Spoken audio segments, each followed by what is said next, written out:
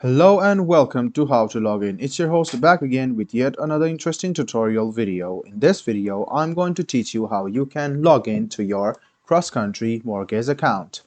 Go ahead and open the Chrome or Edge browser and in the search bar, search for Crosscountry Mortgage.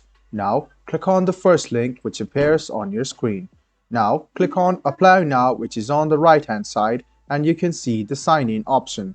Click on Sign In. Write down your email address, your password and click on sign in. And if you're having problem in signing in, click on trouble signing in.